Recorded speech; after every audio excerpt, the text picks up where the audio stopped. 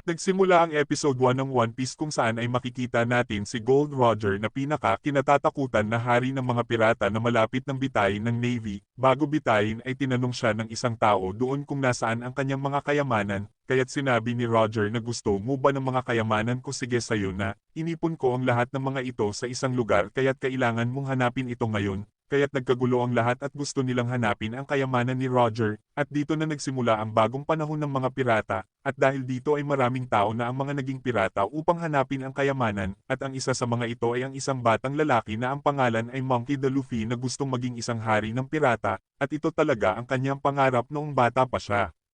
At ngayon ay nagsisimula na si Luffy ng kanyang pakikipagsapalaran na maglayag sa dagat gamit ang isang maliit na bangka at kasama niya ang isang ibon. Nagplano si Luffy na hanapin ang kanyang magiging mga crew at gusto niyang magkaroon ng 10 mga tauhan at isang ibon, ngunit biglang nagkatagas ang kanyang maliit na bangka at upang makaligtas ay pumasok siya sa isang barilas na kahoy, at pagkatapos ay nagpalutang-lutang siya sa dagat. Samantala ay makikita ang isang matinding labanan sa pagitan ng dalawang naglalakihang mga barko kung saan ay nagpapasabugan ang mga ito. Ang isa sa mga kapitan ng barko ay si Captain Alvida at siya ang kapitan ng Alvida Pirates. At dito ay makikita natin ang mga pagpatay ng rebelding barkong ito at ang nanalo ay ang piratang pinamumunuan ni Captain Alvida. At pagkatapos ay iniangat sa malaking barko ang isang barilas na kahoy na pinaglalagyan ni Luffy at dinala nila ito sa ibabang bahagi ng barko, at hinahanap pala ni Alvida ang isang lalaki na ang pangalan ay Zoro. Tinanong niya ang isang matandang lalaki kung nasaan si Zoro ngunit hindi naman alam nito, at inakala ni Alvida na nagsisinungaling lang ang matanda, kaya't hinampas niya ito ng kanyang iron clamp weapon at agad na namatay ang matanda, pagkatapos ay ipinag-utos niya sa isa niyang crew na si Kobe na linisin nito ang dugo ng matanda. Kinagabihan habang nililinis ni Kobe ang Iron Club ni Alvida ay bigla siyang nakarinig ng isang ingay mula sa barilas na nasa kanyang harapan, pagkatapos ay biglang lumabas si Luffy kaya't laking takot ni Kobe sa kanya at nagmakaawa siya dito na wag siyang patayin, ngunit sinabi ni Luffy kailangan ko lang ng pagkain at pagkatapos ay tinanong niya si Kobe kung meron ba dito. Sinabi ni Kobe na barko ito ni Captain Alvida at hindi ka basta makakakuha ng pagkain dito, ngunit hindi naman natatakot si Luffy at naghanap pa din siya ng pagkain doon. Pagkatapos ay ipinakita ang isang flashback kung saan ay ipinakita ang isang batang lalaki na nakikinig sa isang usapan na mayroong isang pirata na kulay pula ang buhok ang muling magbabalik. Nakita ng batang lalaki ito na naglilinis si Shanks kasama ang kanyang mga crew, at ang batang lalaki pala na ito ay si Luffy. Ayaw niyang tinatawag siyang bata dahil alam niya na kaya niyang maging isang pirata at balang araw ay magiging isa siyang hari ng mga pirata. Sinabi ni Shanks na matatapang na tao lang ang maaaring maging pirata, kaya't pumanik si Luffy sa barko at hiniwa niya ng kutsilyo ang kanyang pisngi sa harap ng lahat upang mapatunayan na matapang siya. At sa kasalukuyan ay nag-usap sila ni Kobe at sinabi ni Kobe kung gaano siya pinahihirapan ni Alvida sa barko nito, ngunit sinabi ni Luffy na plano niya ang hanapin ang mga kayamanan ni Roger sa Grand Line. Pinayuhan siya ni Kobe na wag na siyang pumunta dahil napakadelikado doon at mayroon ding matataas na mga alon, ngunit dahil matapang si Luffy ay pinagtawanan lang siya nito. Pagkatapos ay nakarinig sila ng isang kakaibang tunog na tila isang halimaw, ngunit sinabi ni Kobe na ingay lang iyon ng paghihilik ni Alvida habang natutulog. At nang aalis na sila gamit ang isang maliit na bangka ay nahuli sila ni Alvida dahil sa nagawang ingay ni Luffy. Sinabi ni Luffy kay Captain Alvida at sa mga tauhan nito kung sino siya at sinabi din niya na magiging isang hari ako ng mga pirata, ngunit pinagtawanan lang siya ng lahat. Sinabi ni Alvida na sino ang pinakamalakas sa buong karagatan kaya't sabay-sabay na sumagot ang kanyang mga tauhan at sinabing si Captain Alvida. Ngunit sinabi ni Luffy na sabi ni Kobe ay isa ka daw masamang dugong kaya't talagang nagalit si Alvida sa kanya. Pagkatapos ay binaril ng isang crew si Luffy ngunit tumalbog lang ang bala at hindi siya tinablan. Hinampas siya ni Alvida ng Iron Club nito kaya't naglaban silang dalawa. Gaya ng inaasahan ay ginamit ni Luffy ang kanyang signature move, ang kanyang Gomu Gomu pistol, kaya't tumilapon si Alvida sa dagat, at pagkatapos ay isinama na niya si Kobe. Samantala ay makikita natin si Zoro na nagsindi ng isang kandila, pagkatapos ay dumating ang isang lalaki na ang pangalan ay Mr. Seven. Sinabi nito kay Zoro na sumali siya sa kanya at maging isang member ng crew ng kanyang pirata, ngunit tumanggi si Zoro at dahil dito ay tinangkas siyang patayin nito kaya't naganap ang isang matinding paglalaban nilang dalawa, at dahil sa galing sa paghawak ng espada ay nahati ni Zoro ang katawan ni Mr. Seven. Samantala matapos matalo ni Luffy ang pirata ni Elvida ay sumakay na sila ni Kobe sa isang maliit na bangka, tinanong siya ni Kobe kung bakit siya nabibinat kaya't ikinwento sa kanya ni Luffy na noong bata pa siya ay tinahi ni Shanks ang hiniwa niyang sugat sa kanyang pisngi, pagkatapos ay nakakita siya ng isang kakaibang purple fruit sa kahon ni Shanks at kinain niya ito. Samantala sa Makinos Bar ay may isang lalaking nanggugulo dahil naubusan na sila Shanks ng alak kaya't nagalit ang lalaki at binasag niya sa lamesa ang alak na binigay sa kanya ni Shanks, ngunit nanahimik na lang si Shanks at nilinis na lang ang sahig, pinagtawanan siya ng mga sigang lalaki at pagkaalis ng mga ito ay nakita ni Luffy ang lahat, kaya't nagalit siya kay Shanks at sinabing minaliit ka nila bakit hindi ka gumanti at pinagsabihan niyang isang duwag si Shanks, ngunit sinabi ni Shanks na ang paghihiganti ay hindi isang katapangan, at nang pigilan niya si Luffy na gantihan ang mga lalaki ay biglang nabinat ang kamay nito na parang isang goma, kaya't nalaman niya na nagkaroon ng kakaibang power si Luffy matapos nitong kainin ang Gomu Gomu fruit kaya't naging goma ang katawan nito.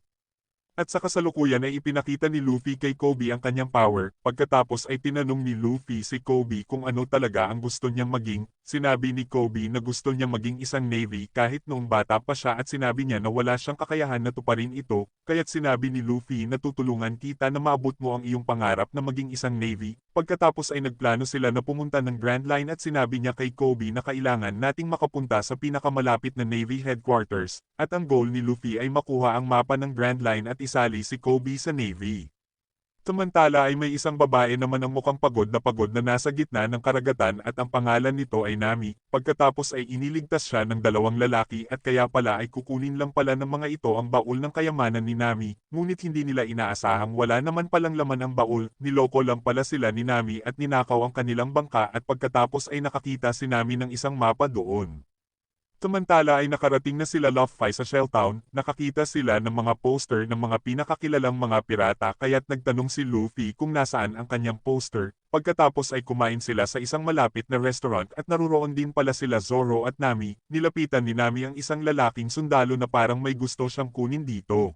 Pagkatapos ay binigyan si Zoro ng isang batang babae ng rice ball, ngunit nabunggo niya ang isang lalaki kaya't nahulog ito at tinapakan ito ng nagalit na lalaki, pinagalitan niya ang batang babae ngunit kinain ni Zoro ang rice ball na tinapakan nito, pinilit siya ni Zoro na humingi siya ng tawad sa batang babae ngunit minaliit siya ng mayabang na lalaki, at pagkatapos ay nagkaroon sila ng matinding labanan kasama ang mga tauhan ng lalaki. Samantala ay sinamantala naman ni Ami ang pagkakataon at hinila niya ang isang sundalo ng Navy upang kuhanin ang damit nito, at pagkatapos ay natalo na ni Zoro ang lahat ng mga sundalo, sinabi ng lalaki na wag mo akong patayin at ibibigay ng ama ko ang kahit anong kailangan mo, dinala siya ng lalaki sa ama nito na mayroong isang bakal na palako sa kanyang kamay at ang pangalan nito ay Captain Morgan, sinabi nito kay Zoro na maaari siyang maging isang sundalo ng kanyang Navy o itali siya sa isang poste sa loob ng 7 araw bilang kanyang parusa, ngunit pinili ni Zoro ang maitali sa isang poste kesa maging isang sundalo niya.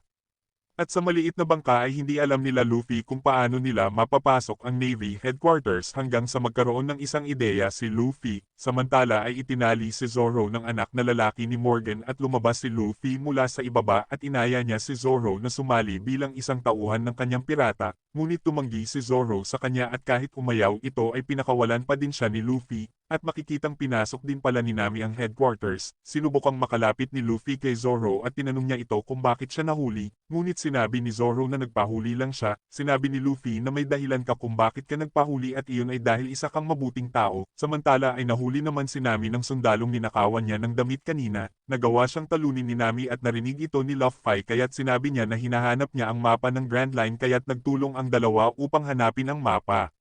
Ngunit bigla silang nahuli ni Captain Morgan at nagawa nilang makatakas dahil sinabi ni Nami na bago lang siyang recruit doon at isang bilanggo lang si Luffy, pagkatapos ay pumasok na sila sa isang kwarto kung saan nakatago ang mapa ng Grand Line, at matagumpay nilang nakuha ang isang kahon na pinaglalagyan ng mapa nito, ngunit nalaman ito ni Captain Morgan kaya't nagkaroon sila ng napakatinding labanan doon at ginamit ng kapitan ang kanyang kamay na palakol, nagtulong-tulong sila Luffy, Zoro at Nami upang talunin si Captain Morgan kaya't nagtagumpay silang talunin ito.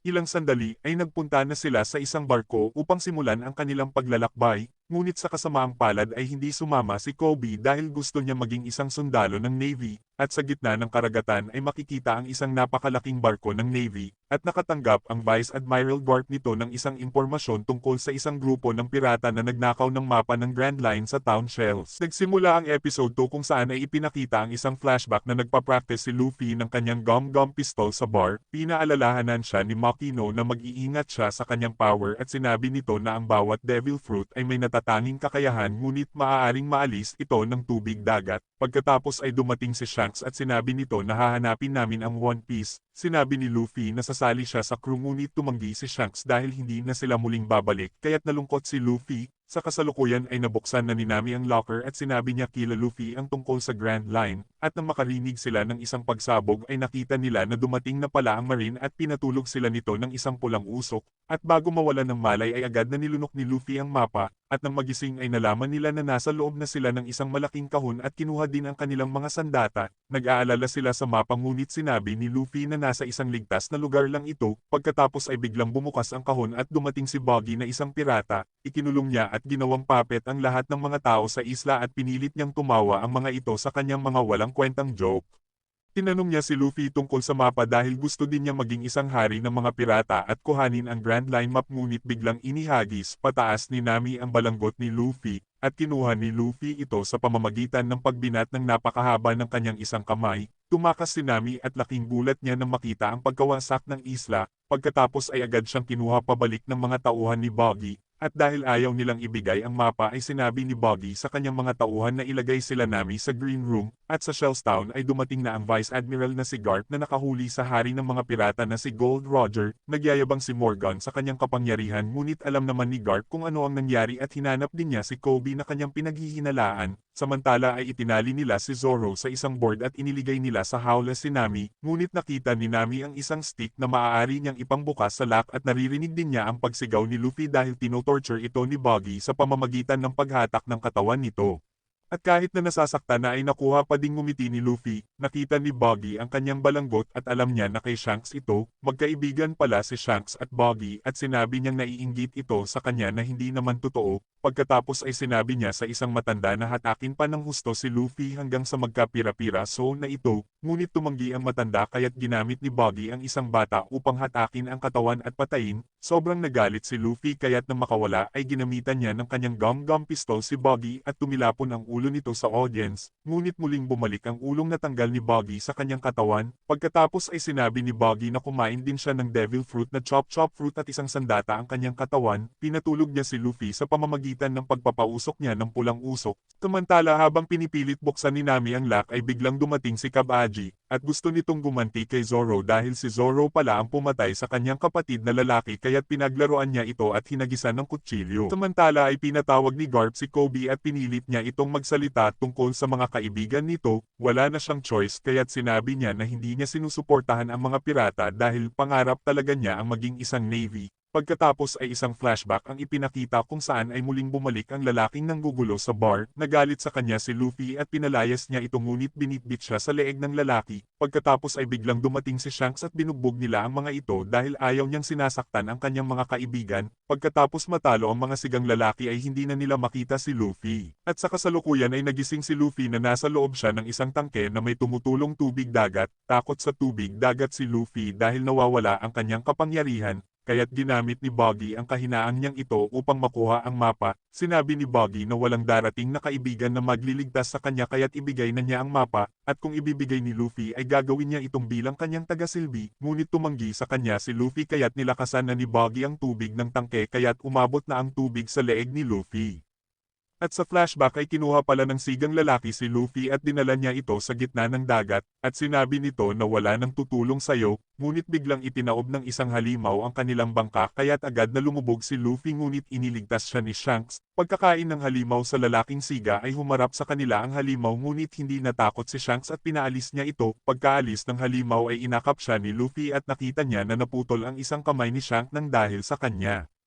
Samantala ay nasa board pa din si Zoro at pinatamaan siya ng kutsilyo ni Kabaji, at sa kabutihan palad ay nabuksan na ni Nami ang lock kaya't sinipa niya si Kabaji at sinakal ito ni Zoro, at habang nalulunod na si Luffy ay inihagis ni Nami ang kanyang stick sa salamin ng tangke kaya't nabasag ito, pagkatapos ay chinap-chap ni Zoro ang katawan ni Buggy ngunit muli na namang nabuo ang katawan ng clown, ginamit ni Buggy ang mga piraso ng kanyang katawan bilang sandatang panlaban sa dalawa. Pagkatapos ay ginamitan siya ng gum-gum pistol ni Luffy kaya't nabutas ang katawan nito ngunit muli na namang bumalik ito, nakita ni Luffy ang mga kahon sa paligid kaya't sinabi niya kila Nami na ilagay ang mga piraso ng katawan ni Buggy sa kahon, kaya't ulo, paa at kamay na lang ang natira kay Buggy. Pagkatapos ay muli siyang ginamitan ni Luffy ng kanyang gum-gum pistol kaya't tumilapon ito ng napakalayo, bago umalis ay hindi niya kinalimutang palayain ang mga taong ikinadena ni Buggy doon, at inakala ng mga ito na gagawin din silang bilanggo ni Luffy ngunit sinabi ni Luffy na kakaiba siya sa mga pirata at wala siyang hininging anumang kapalit. Samantala ay inannounce ni Garp na wawasakin na niya ang pangarap ng mga pirata na gustong pumunta sa Grand Line at tutulungan siya ni Kobe sa kanyang paglalayag. Iginapos din niya si Morgan dahil hindi nagawa nito ang kanyang duty. Binigyan ng mga taga-isla ng ilang tinapay sila Luffy bilang pasasalamat sa kanila, ngunit kumuha lang ng isang piraso si Luffy dahil alam niya na mas higit na kailangan ng mga ito ang pagkain. At sa nakaraan ay ibinigay ni Shanks ang kanyang balanggot kay Luffy at sinabi niya na ito ang aking buong mundo, at ibalik mo na lang sa aking ito pag naging isa ka ng hari ng mga pirata, at naiyak siya nang magpaalam na sa kanya si Shanks. Nabutas ang pinakamamahal niyang balanggot sa paglalaban nila ni Buggy kaya tinahi ito ni Nami dahil alam niya na isang kayamanan ito ni Luffy. Pagkatapos ay may tinawagan si Nami sa isang kwarto at sinabi niya na ako ito at pwede mo nang sabihin sa kanya na nasa akin na ang mapa. Nagsimula ang episode 3 sa isang nakaraan sa Syrup Village kung saan ay pinatunog ni Usopp ang isang kampana upang ipaalam na paparating na ang mga pirata ngunit wala namang naniniwala sa kanya. Samantala ay nag-leak naman ang bangka nila Luffy, ibig sabihin na kailangan nilang makakuha kaagad ng isang bagong bangka. Nag-aalala si Nami sa kanyang telepono na nabasa, at upang makakuha sila ng bangka ay nagpasya sila na pumunta ng Syrup Village na kilala sa paggawa ng mga bangka. Samantala sa barko nila Garp ay nagkamali naman ng pagkakatali ang anak ni Morgan kaya't inayos ito ni Kobe, ngunit pinagalitan siya ng anak ni Morgan dahil mas magaling at matalino siya dito, pagkatapos ay pinuri ni Garp si Kobe dahil sa kanyang galing sa pagtatali. Nakarating na sila Luffy sa Syrup Village kung saan ay idinidikit ang mga poster ng mga kriminal sa mga pader at isa dito ay si Buggy. Samantala ay nakabalik na si Buggy at nakuha na niya ang mga bahagi ng kanyang katawan, pagkatapos ay dumating ang isang tauhan ni Arlong na gustong makipagkita sa kanya at nang tumanggi si Buggy ay bigla siyang sinuntok nito.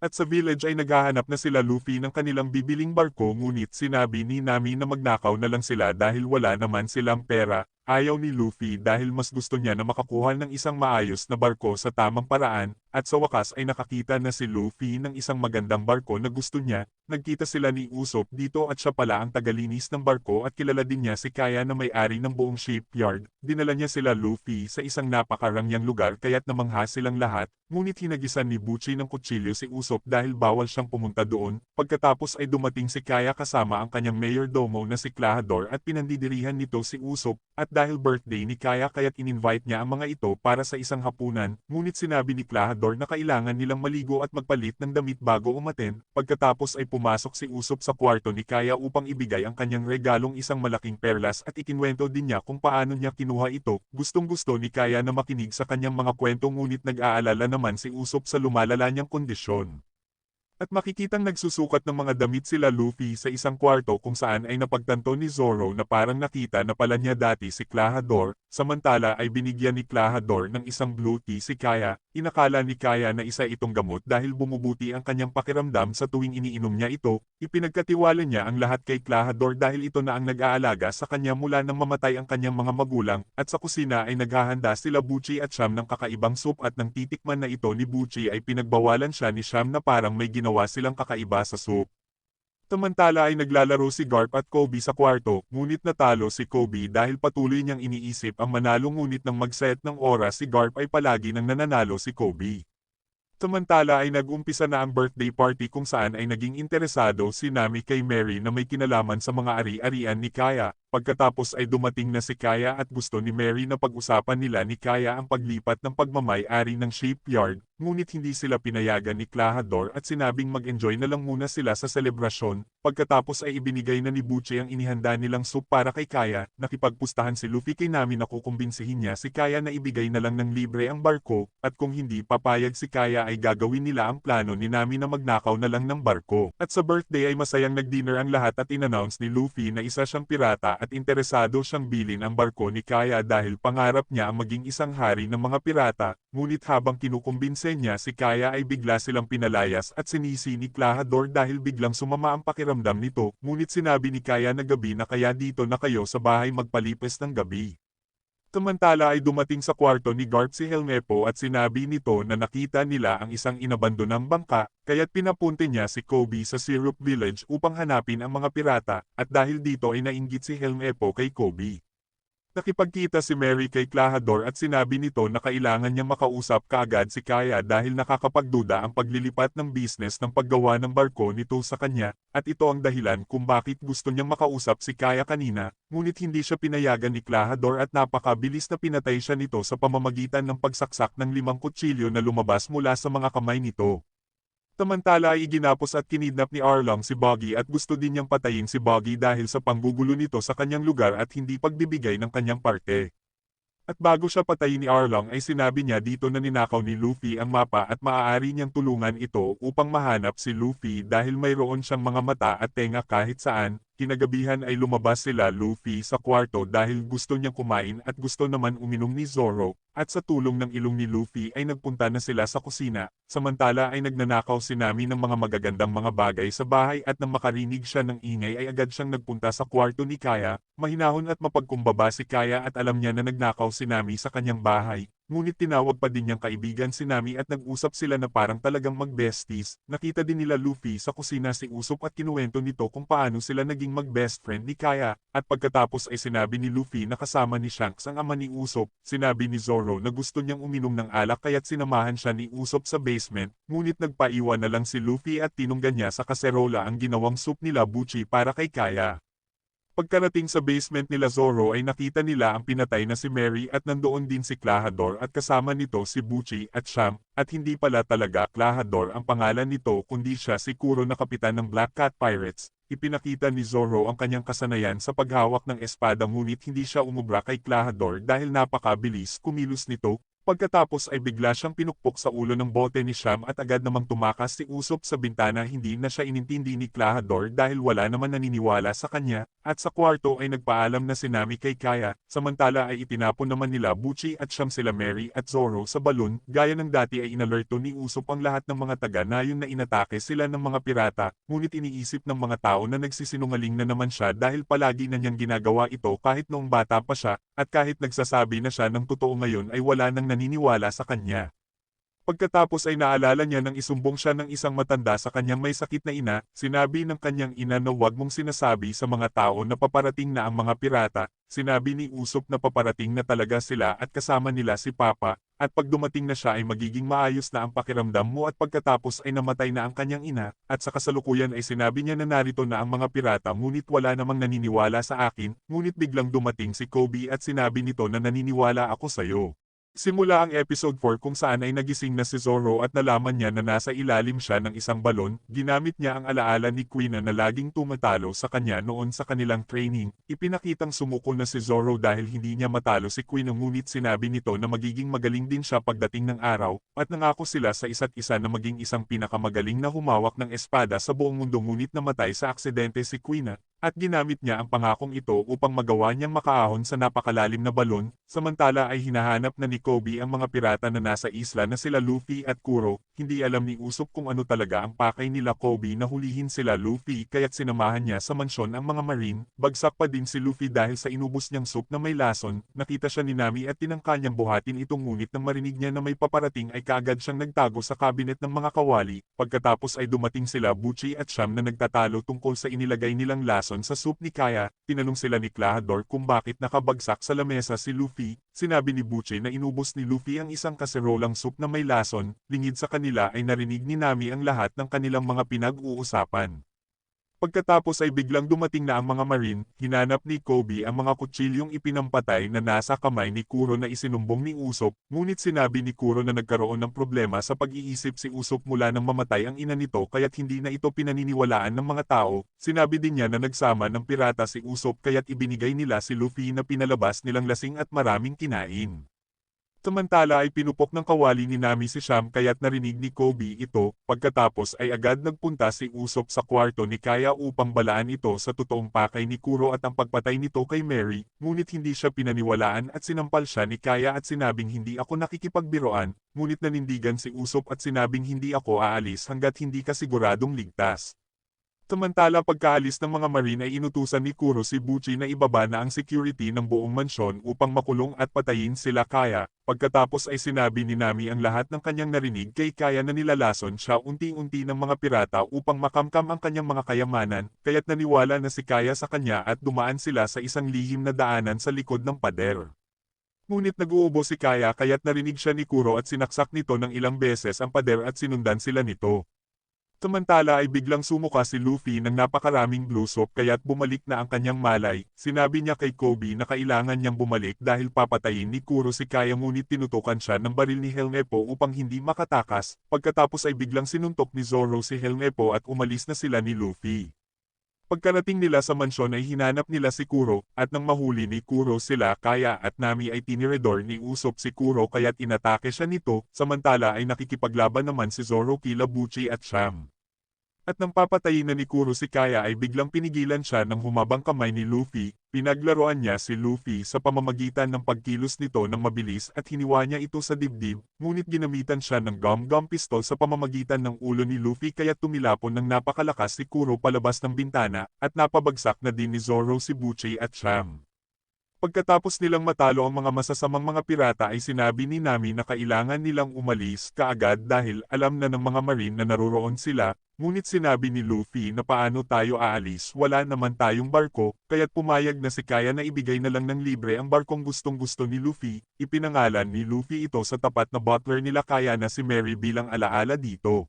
Pagkatapos ay inaya na ni Luffy si Usopp na sumakay na ng barko at sumali sa kanyang crew, ngunit hindi maiwanan ni Usopp ang kanyang kaibigan kaya't sinabi ni Kaya na kaya ko na ang sarili ko at hinalikan siya nito.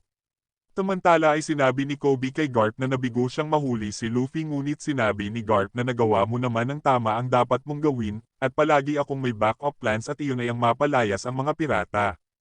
Naglayag na sila Luffy sa malawak na karagatan ngunit biglang may umatake sa kanila, at nang tingnan ni Luffy sa telescope ay laking gulat niya sa kanyang nakita at sinabi niyang Grandpa, at napasabi din ng Grandpa ang tatlo.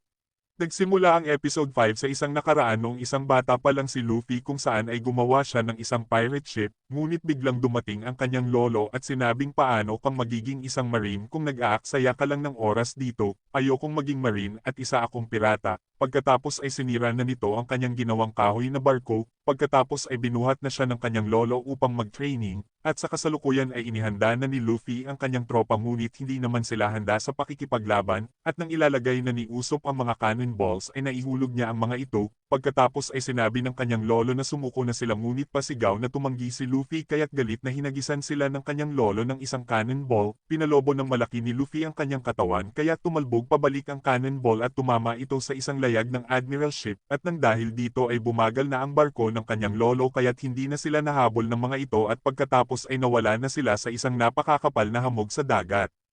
Nakabutihang palad ay malakas ang pangamoy ni Luffy pagdating sa mga pagkain, at naaamoy niya ang butter at toyo na parang may nagluluto sa di kalayuan kaya't nag-navigate sila sa kabila ng mga hamog kung saan ay napunta sila sa Barati na isang magandang barko na ginawang isang restaurant. Dahil puno na ito ay sinabi ni Usopp sa waiter na gusto mo bang paalisan ang isang magiging hari ng mga pirata, dahil hindi pumayag ang matandang lalaki kaya't naglagay na lang si Nami at nagawa nilang makakuha ng isang lamesa, at habang kumakain sila ay makikilala naman natin ang makarismang fighter chef na si Sanji at kaagad niyang naagaw ang pansin ni Luffy, nagkaroon sila ng magandang pagsasamahan kaya't masaya silang nagdiwang lahat. Pagkatapos kumain ay nakipag-toast si Luffy dahil sa kanilang tagumpay laban sa mga Marine, ngunit hindi naman ganoon ang tingin ni Nami at sinabi nito na ang tunay na dahilan kung bakit hinahabol sila ng mga Marine ay ang lolo ni Luffy na isang Vice Admiral. Samantala ay tinawagan ng Vice Admiral si Mihawk upang tugisin si Luffy at dalhin sa kanya ito ng buhay sa anumang paraan. Tinawagan niya ang lalaki sa gitna ng isang malaking paglalaban, dahil ito ay isang Lord of the Sea kaya't nakakagulat ang kanyang kakaibang galing. Hinati niya ang isang malaking barko gamit ang kanyang malaking espada at hinati din niya ang bala ng kapitan at pinatay. Pagkatapos ay ipinakitang narinig ni Kobe ang lahat ng sinabi ng Vice Admiral kay Mihawk. At sa barati ay pinirmahan na ni Luffy ang kanilang bill na ibinigay ni Sanji, na nangangakong babayaran niya ito ng buong buo at may interes pa kapag naging isa na siyang hari ng mga pirata, kaya't nagalit sa kanya ang head chef na si Zeph at sa halip ay pinaghugas siya nito ng mga pinggan hanggang sa tuluyang mabayaran niya ang utang. Habang nasa kusina ay tinikman ni Luffy ang pagkaing niluto ni Sanji at nasarapan siya dito, kaya't sinabi niya na hanga siya sa nilutong pagkain nito, at nalaman niya na ang pangarap ni Sanji ay mahanap ang All Blue na isang hindi kilalang lugar na may mga bihirang pampalasa, damong dagat at isda na hindi pa natitikman. Gusto niyang lutuin ang mga ito at maging kilala sa buong mundo ngunit sa ngayon ay tila imposible. Gayunpaman ay sinabi ni Luffy sa kanya na huwag siyang sumuko sa kanyang pangarap. Pagkatapos ay biglang dumating ang isang gutom na pirata, pumayag si Sanji na pakainin siya at iligtas ang kanyang buhay, kaya't nalaman ni Luffy na isang mabuting tao si Sanji at inalok niya ito na maging kanyang crew ngunit tumanggi si Sanji dahil may trabaho na siya. Nang marinig ng pirata na hinahanap ni Luffy ang One Piece ay binalaan niya ito na sa 50 barko at 5,000 mga tao ay siya lang ang nakaligtas sa paglalayag nila sa Grand Line. Samantala ay nagpasya si Nami na humiwalay at maghanap ng daan patungo sa Kinomi Islands mula sa isang hindi mapagkakatiwalaang lalaki sa bar. Inalok niya ito ng bayad na 6,000 berries at nagpasyang pupunta siyang mag-isa. Sinabi sa kanya ng lalaki na aalis na sila mamayang madaling araw sa Sleep 22. Pero bago siya umalis ay nagpahulaan sila ni Zoro na kung sino makakahula ng kanilang mga buhay ay siyang iinom ng alak, at nang magpakita si Mihawk ng gabing iyon upang hanapin sa kanila si Luffy ay hinamon siya ni Zoro sa isang tunggalian hanggang mamatay bukas ng madaling araw, kaya't laking gulat nila Nami at Usopp at agad nilang ipinaalam ito kay Luffy. Dahil si Mihawk ay isang warlord ng dagat ay nag-aalala si Nami na mapapatay nito si Zoro, dahil nangako si Zoro na maging greatest swordsman kay Queen noon kaya't gusto niyang tuparin ang pangarap na iyon. Napagtanto ni Luffy na hindi niya kayang hadlangan ang pangarap ni Zoro kaya't hinayaan niya itong makipaglaban. Sinabi ni Zoro kay Nami na bakit ka ba nakikialam kaya't sinabi ni Nami na kaibigan mo ako, ngunit sinabi ni Zoro na wala siyang kaibigan na kagaya mo lang din. Pagsapit ng madaling araw ay nagpunta na si Nami sa pantalan at matagal na nag-iisip kung tutuloy pa ba siya. Samantala ay nagpakita na si Zoro upang labanan si Mihawk, gamit ang napakaliit na espada ay hindi niya magawang tapatan ang kakaibang galing ni Mihawk. Patuloy silang naglaban ng kanilang galing sa paghawak ng espada, ngunit nasaksak siya ni Mihawk sa dibdib. Sinabi nito na bakit hindi ka pa umaatras kaya't sinabi ni Zoro na hindi ko kayang tuluyang mawala ang pangarap ko.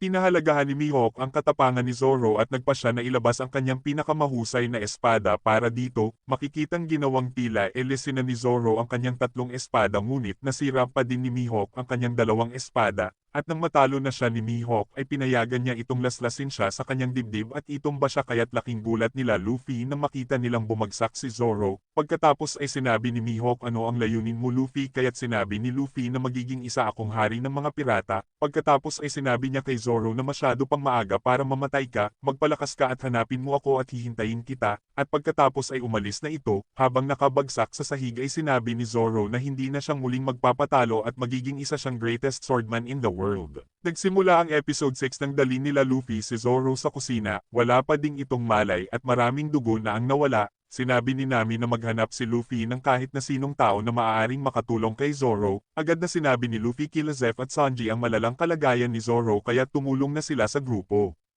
Hindi sila mga doktor ngunit maaari nilang gamitin ang kanilang kasanayan sa pagluluto upang mapagaling ang sugat. Gumamit si Zeph ng balat ng isda upang matakpan ang mahabang sugat sa dibdib ni Zoro. Sinabi ni Zeph na ito ay isang old trick na makakatulong sa pagpapagaling ng mga sugat ng mas mabilis. Sinabi din niya na kausapin at kwentuhan si Zoro at bantayan palagi.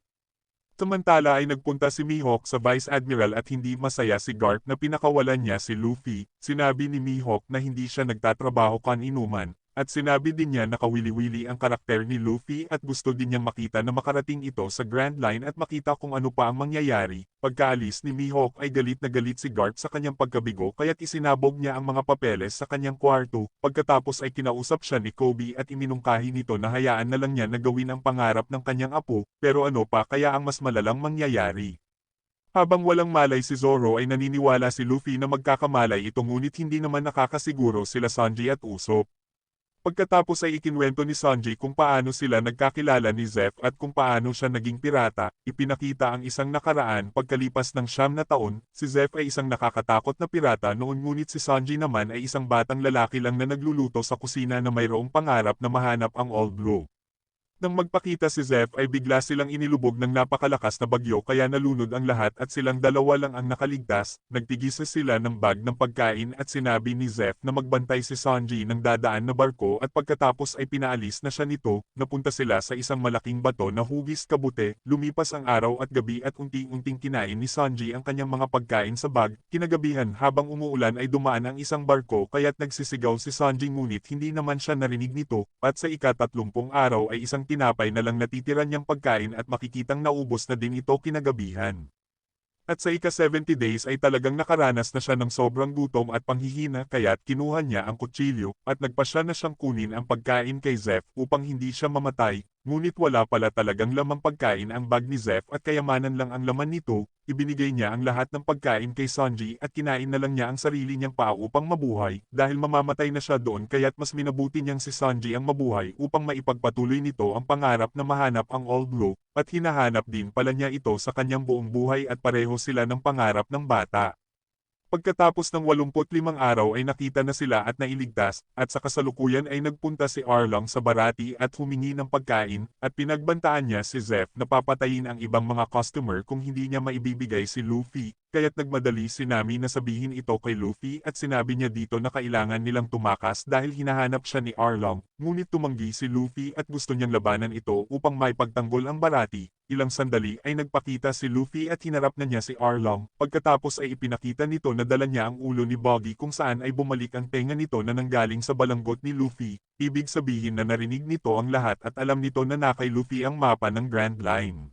Ipinababalik ni Arlong ang mapang ninakaw ni Luffy ngunit sinabi ni Luffy na kailangan mo munang labanan ako para makuha mo ito, pagkatapos ay biglang binaril ni Zeff si Arlong, kaya't inatake siya ng tauhan nito, nang makitang nasaktan si Zeff ay nilabanan ni Sanji ang mga tauhan ni Arlong, pagkatapos ay ginamitan na ng gum-gum pistol ni Luffy si Arlong, ngunit nahawakan nito ang kanyang kamay at hinatak siya nito at inihagis. Pagkatapos ay matindi na silang naglaban ni Arlong hanggang sa makarating na sila sa pantalan, ngunit ilang sandali ay talagang sinadyang dalhin ni Nami ang mapa ng Grand Line kay Arlong at lumalabas na palagi pala niya itong nakakausap, at sumali lang pala ito sa crew ni Luffy upang manakaw ang mapa para kay Arlong, ibig sabihin na kumikilos siya ng palihim sa mahabang panahon, pagkatapos ay pinigilan niya na patayin ni Arlong si Luffy at sinabing hayaan na ni Arlong na dagat na lang ang pumatay kay Luffy. Kaya't inihagis na ni Arlong si Luffy sa dagat at pagkatapos ay umalis na sila ni Nami.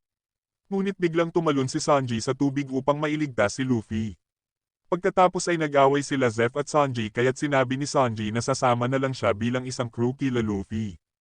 Nagsimula ng mapanghinaan ng loob si Luffy dahil halos lahat ay nawala na sa kanya, at pagkatapos ay bumulong siya sa kanyang sarili at sinabing gumising ka na Zoro dahil kailangan kita, pagkatapos ay biglang nagsalita si Zoro kaya tuwang-tuwa si Luffy dahil buhay ito, nangako si Zoro na mananatili siya sa tabi ni Luffy anuman ang mangyari at naniniwala siya na isang tunay na kapitan ng dagat si Luffy, gustong-gusto din niyang mahanap ang One Piece kasama si Luffy.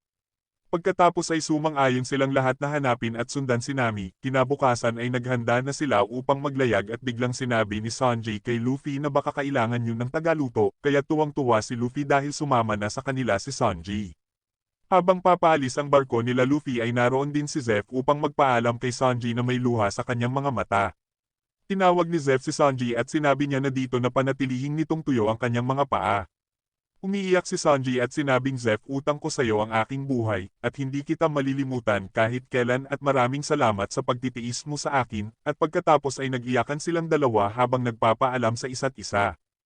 Sa gitna ng kanilang paglalayag ay sinabi ni Usopp kay Luffy na susundan natin si Nami pero paano natin siya mahahanap, sumagot si Luffy at sinabing may kilala akong alam maghanap, pagkatapos ay ipinakita ni Luffy ang ulo ni Buggy na inilabas niya sa isang bag, at naghilo si Buggy at tumawa. Nagsimula ang episode 7 sa paghahanap nila Luffy kila Nami at Arlong. Nasa ibabaw ng deck ang ulo ni Buggy at patuloy itong dakdak ng dakdak sa kanila, nagtatalo sila ni Zoro at inihulog siya nito sa isang balde, at sa wakas ay nakita na nila ang kanilang destinasyon at ito ang Kanomi Island, pagkatapos ay ipinakita ang isang nakaraan, na si Nami ay lumaki sa isla ng Coco Village. Nagalit kay Nami ang umampon sa kanya dahil ninakaw niya ang isang libro sa bookstore. Galit na sinagot ni Nami ang kanyang ina at sinabing ayaw ko na maging isang mahirap at palaging sinusuot ang pinaglumaang damit ni Nojiko. Sinabi din niya na hindi ko kayo kapamilya, hindi ko siya kapatid at hindi kita tunay na ina, ngunit ipinaliwanag ng kanyang ina at sinabing natagpuan ko kayo ni Nojiko na magkasama pagkatapos ng matindi naming pakikipaglaban sa mga pirata sa isang isla, kahit sugatan nagugutom at mamamatay na ay pinilit kong mabuhay dahil kailangan kong maalagaan at mabuhay kayong dalawa. At sa kasalukuyan ay makikitang nakikipaglaro si Nami ng baraha sa mga mangingisda at pagkatapos makipagtalo ay nagpunta na siya sa park ni Arlong kung saan siya ikinadena ng 12 taon. Pagkatapos ay nagpasalamat sa kanya si Arlong dahil sa pamamagitan niya ay magagawa na nitong pagharian ang mundo, ngunit alam ni Nami na wala siyang bahagi sa misyong ito. At kailangan lang tuparin ni Arlong ang ipinangako nito sa kanya. Tinabi ni Arlong na kuhanin ni Nami ang tribute payment ng Coco Village ngunit tumanggi siyang maningil doon at talagang sinadya ni Arlong na papuntahin si Nami doon upang pahirapan siya. Dahil ang nayon na iyon ay ang nayon nila Nami. Dumating si Garp sa Barate kasama ang iba pang mga marine, hindi pumunta si Garp dito upang hulihin si Zeph dahil huminto na ito sa pagiging isang masamang pirata, at nagpunta lang si Garp upang tanungin ang kanyang apo na si Luffy, ngunit nagkunwaring walang alam si Zeph tungkol kay Luffy kaya't inalok na lang niya itong kumain. Samantala ay nakarating na sila Luffy sa Coco Village at hindi nila alam na nandoon din pala si Nami. Mula sa malayo ay nakita nila si Nami na kinukuha ang tribute payment ng mga taga-nayon, mahirap ang Coco Village kaya't hindi nila maibigay ang kinakailangang pera. Pinagsabihan siya ni Nojiko at sinabing bakit siya nakikipagtulungan sa malupit na si Arlong. Pagkatapos kunin ang nagkulang na bayad ng mga taga-nayon ay pinuntahan niya si Luffy at sinabing bakit nandito kayo. Sinabi ni Luffy hindi ka ganito Nami, kung kailangan mo ng tulong tutulungan ka namin. Ngunit nagalit si Nami at sinabing hindi ko kayo kailangan at kahit kailan ay hindi ako naging bahagi ng inyong walang kwentang crew, at ayoko na kayong makita kahit kailan. Gayunpaman ay kitang-kita sa kanyang mukha na masakit sa kanya na sabihin ito kila Luffy, nawalan na ng pag-asa sila Zoro at Usopp kay Nami ngunit alam nila Luffy at Sanji na parang may itinatago ito, upang malaman ang tunay na dahilan ay kinausap ni Luffy si Officer Genzo, ang tumanggap ng libro mula kay Nami noon. Tinabi nito na kausapin nila si Nojiko na nakatira sa taniman ng mga tangerine. Pagdating nila sa bahay ni Nojiko ay sinabi ni Luffy na kaibigan at isang crew niya si Nami at gusto nilang tulungan ito. Sa kabila ng pagtutok ng baril sa kanila ni Nojiko ay talagang si Sanji lang ang nakakumbinse sa kanya, na bilang kapalit ng kanyang oras at impormasyon ay ipagluluto siya nito ng masarap na pagkain. Kinagabihan ay dinala na ni Nami ang nakuhang bayad kay Arlong at gusto niyang ipakiusap ang nagkulang na ibinayad ng Coco Village, ngunit biglang dumating si Captain Nazumi kasama ang mga mari, at itinatago nito ang kanyang masamang gawain sa pamamagitan ng pangungurakot ng pera. Sa ngayon ay marami nang nagagawang masasamang mga bagay si Arlong kaya't nanghihingi si Nazumi ng karagdagang lagay, kaya't inaya siya ni Arlong na pag-usapan na lang sa loob at pinasama din niya si Nami. Samantala ay ikinwento na ni Nojiko kila Luffy ang nakakalungkot na pangyayari ng atakihin ng mga pirata ang kanilang nayon, pagkatapos ay ipinakita ang isang nakaraan kung saan ay ibinalik na ni Nami ang ninakaw niyang libro ng mapa sa isang lokal na opisyal, ngunit biglang umatake sila Arlong kasama ang kanyang mga tauhan at sinabing sa akin ang nayong ito at ibinaligtad nito ang isang kubo, kaya't nang makita ay nagtatakbo silang mag-iina at pinagtago sila sa silong. Ngunit sa kasamaang palad ay nahanap sila ni Arlong at binuksan nito ang pinto, humingi ito ng tribute payment sa kanilang ina na 100,000 berries kada tao, nang dahil sa 3 plato ay nalaman ng mga ito na 3 pala sila doon. Nang sakali ni Arlong ang kanilang ina dahil nagsinungaling ito ay biglang lumabas si Nami upang iligtas ang ina, at dahil walang maibigay na bayad para sa 2 anak ay ipinalit nito ang sariling buhay upang hindi patayin sila Nami. At pagkatapos sabihing mga anak mahal ko kayo ay binaril na ito ni Arlong. Kasalukuyan ay nagpunta sa labas si Luffy at Zoro at nag-usap sila sa bubungan. Sinabi ni Zoro na huwag magtitiwala si Luffy kila Nami at Sanji, ngunit alam niya na maaaring may dahilan si Nami. Samantala ay binigyan na ni Arlong ng malaking halaga ng pera si Nazumi at ipinahiya niya ang mga tao sa pang-aalipin sa kanila. At nagpasya siya na gumanti sa mga tao, kaya't ang kinuha na lang ni Nazumi ay ang napagkasunduan nilang pera upang hindi na magkagulo. Kinuha na rin ni Nami ang pagkakataon at sinabi niya dito na tuparin ni Arlong ang kanyang pangako dahil bibigyan niya ito ng 100 milyong berry. Pagkaalis ni Nami ay sinabi niya sa kanyang tauhan na tawagin ulit si Nazumi. At sa barati habang nag-iinuman ay sinabi ni Kobe ang lahat ng sikreto kay Helmepo. Pagkatapos ay sinabi ng bartender ang lugar na pinuntahan nila Luffy, at nang malaman ito ni Garp ay nagtungo na sila sa Konomi Island. Samantala ay may hinuhukay si Nami malapit sa libingan ng kanyang ina at kinuha niya ang isang kahon. Pagkatapos ay dumating si Nojiko at hinampas siya nito, ngunit nagawang makaiwas ni Nami sa kanyang pag-atake at sinubukan niyang magpaliwanag dito. Ngunit natamaan ni Nojiko ang kahon kaya't nakita nito ang mga kayamanan, at ngayon ay handa nang makinig sa kanya si Nojiko. Pagkatapos mamatay ng kanilang ina ay nagpunta si Nami kay Arlong at sinabi niya na gusto niya maging crew nito. Nagduda sa kanya si Arlong dahil pinatay nito ang kanyang ina at bakit gusto niyang sumama sa kanila. Pagkatapos ay pinakita niya ang isang mapa na kanyang iginuhit na nagpapakita ng kanyang kakaibang galing. Nang tingnan ni Arlong ang mapa ay ginawa na siya nitong tauhan, ngunit sa kondisyon na palalayain na siya nito at ang kanyang nayon kapag nakapagbigay na siya ng 100 milyong berries. Nagawa na ang kasunduan at nagsimula na siyang gumawa ng mga mapa at nag-ipon ng ipinangako niyang halaga. Nang malaman ng katotohanan ay nagsisi si Nojiko dahil palagi siyang nag-iisip ng mali kay Nami. Hindi rin maayos ni Nami ang hindi nila pagkakaintindihan ni Nojiko dahil ayaw niyang makagulo kahit kanino. Pagkatapos ay biglang dumating sila Nazumi at kinuha nito ang lahat ng kayamanan at mga pera dahil ninakaw lang ni Nami ang mga ito. Alam niya ang kabuoang halaga dahil sinabi sa kanya ni Arlong, hindi na niya makuha ang kayamanan dahil pinigilan na siya Nojiko, dahil alam ni Nojiko na papatayin si Nami ng mga ito kung kukunin pa niya, at nang makaalis ay hinabol sila ni Nami ngunit wala na ang mga ito.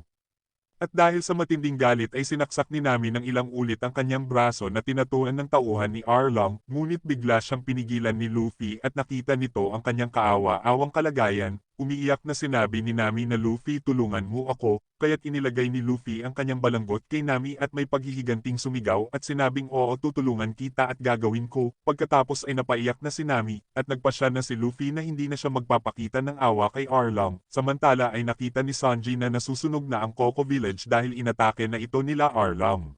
Nagsimula ang episode 8 kung saan ay makikita ang batang si Nami na tinitiis ang sakit ng pagtatato sa kanya.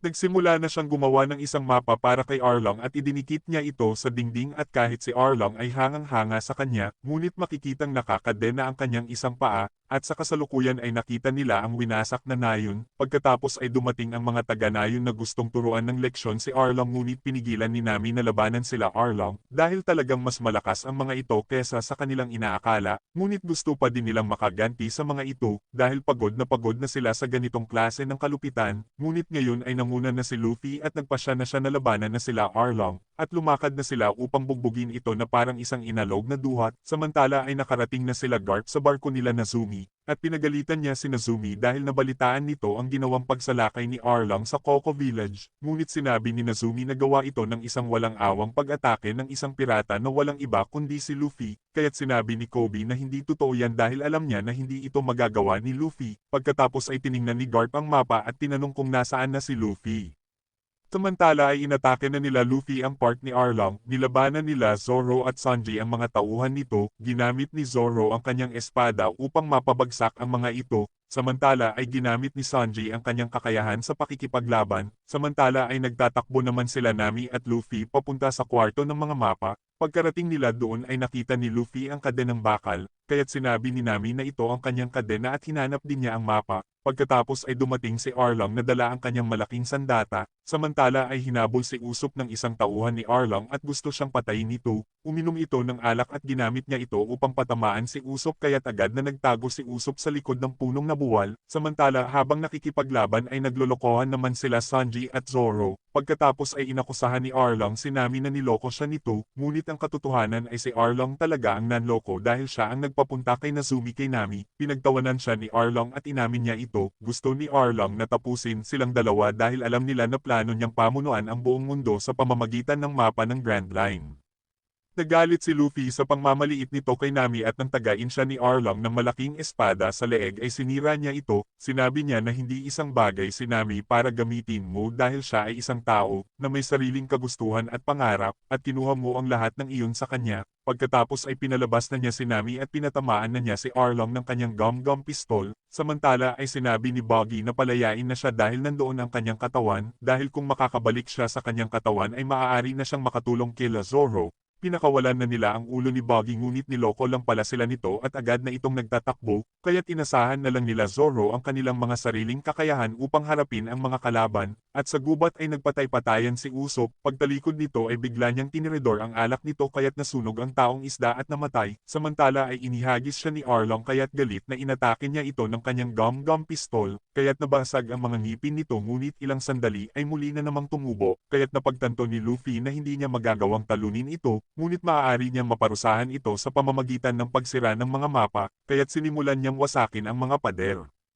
Pagkatapos ay sinabi ng karate man na baliw si Nami dahil naniniwala siya sa mga mahihinang katulad niyo, kaya't nang dahil sa galit ay tinadyakan siya ni Sanji ng napakalakas, at pagkatapos ay nagsama-sama na silang lahat at umaasa sila na sana ay okay lang si Luffy. Samantala matapos gum-gum gat lang ni Luffy si Arlong ay sinundan niya ulit ito ng gum-gum battle axe kaya't dahil sa lakas ng kanyang pagkakasipa ay lumubog sa lupa si Arlong at gumuho ang gusali. Kaya't nag-alala silang lahat sa labas kay Luffy, ngunit makikitang ligtas itong lumabas at sumigaw na Nami kaibigan ka namin at kami ang iyong crew, at pagkatapos ay nagtawanan na silang lahat. Kinagabihan ay nagdiwang ang Coco Village at nagluto din ng masasarap na mga pagkain si Sanji. Pagkatapos ay dumating ang lolo ni Luffy at ipinag-utos nito na hulihin silang lahat, ngunit tumanggi sila Kobe at Helmepo. Hinamon ni Garp na lumaban si Luffy kaya't ginamit ni Luffy ang kanyang gum-gum pistol, ngunit iniwasan ito ni Garp at sinuntok niya si Luffy ng ilang beses, ngunit patuloy pa ding sinasabi ni Luffy ang kanyang pangarap na maging isang hari ng mga pirata at makuha ang One Piece. Alam ni Garp na matigas ang ulo ng kanyang apo na kagaya niya at hindi pa din makikinig ito sa kanya, kaya tumawa na lang si Garp at hinayaan na lang sila Luffy.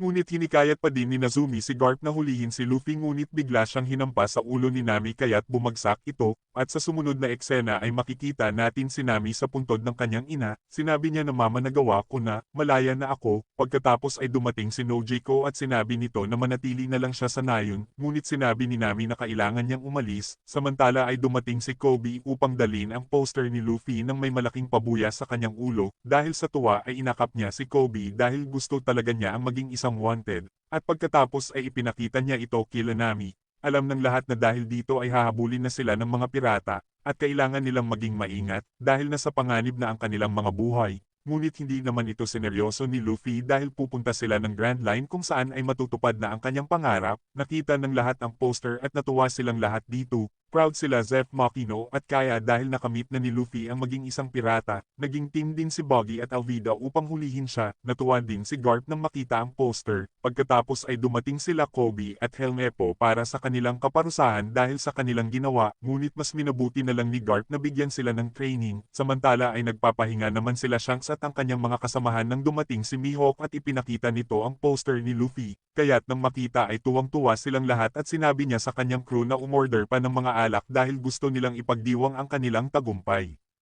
At sa barko ng merry-going ay nagtanim sila ng mga tangerine upang hindi ma-miss ni Nami ang kanilang nayon. Naghanda din sila ng isang sorpresa kay Luffy kung saan ay nilagay nila ang poster nito sa layag ng barko, kaya't walang mapaglagyan ng tuwa si Luffy matapos niyang makita iyon, at pagkatapos ay ipinatong na nila isa-isa ang kanilang mga paa sa bariles at sinabi ang kanilang mga pangarap at nagtungo na sila sa Grand Line na kanyang pangarap at dahil dito ay handa nang mamatay ang kanyang crew dahil sila ay tunay na mga magkakaibigan. At dito na po nagtatapos ang episode 8, ang pinakahuling episode ng season 1 ng One Piece. Kita-kits ulit tayo mga lods sa season 2. Huwag mo po kalimutang mag-subscribe, mag-like at i-click ang notification bell para updated ka sa susunod na magagandang mga Tagalog movie recap.